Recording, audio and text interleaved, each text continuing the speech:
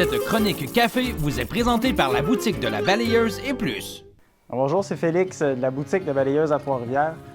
Donc aujourd'hui, je vais vous parler de café. On parle de bouffe, on parle de vin. Tout comme on peut aller chercher un accord mets-vin, on peut aller chercher le bon type de café selon la bonne recette qu'on va aller faire, que ce soit régulière avec du lait, avec des sirops. Donc aujourd'hui, je vous parle de qu'est-ce qu'un bon café. Donc ça commence à la base au producteur, aller chercher une bonne qualité de grains, donc vraiment à la ferme directement. Ensuite de ça, il va être distribué au torréfacteur. Donc, ça va être important d'aller chercher un bon degré de torréfaction selon le profil de saveur qu'on veut aller faire découvrir. Donc, que ce soit une torréfaction légère, donc qui va être plus brune pâle un petit peu, ou plus on va avancer, là, on va aller chercher des notes plus d'arômes de brûlé un petit peu. Donc, la torréfaction brune foncée, mi-noir, noir. Et si on ne fait pas trop attention, bien là, on peut aller faire ressortir le gras du café, ce qui peut devenir problématique en brûlé pour les machines automatiques. Parce que le torréfacteur a trouvé la bonne torréfaction pour son café. Il va être ensuite en sachet.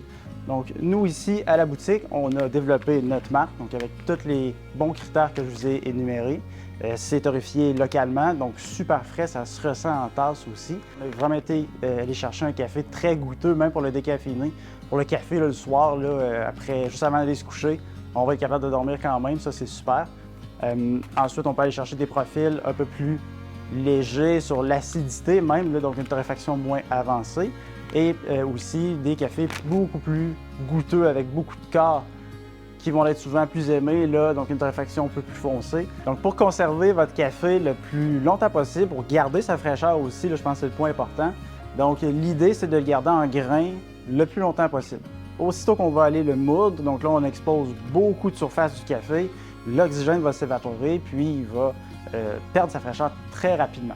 Et pas de frigidaire non plus, pas de congélateur.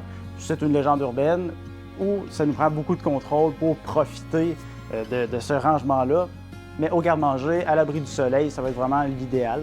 C'est ce qui va vous permettre de garder votre café le plus frais le plus longtemps possible. Pour avoir plus d'informations sur tout ça, rendez-vous sur le site web du vin Plein Latoc ou encore venez nous voir ici là, en boutique à Trois-Rivières, boutique de la Balayeuse et plus. On a plein de conseillers pour vous aider dans vos choix.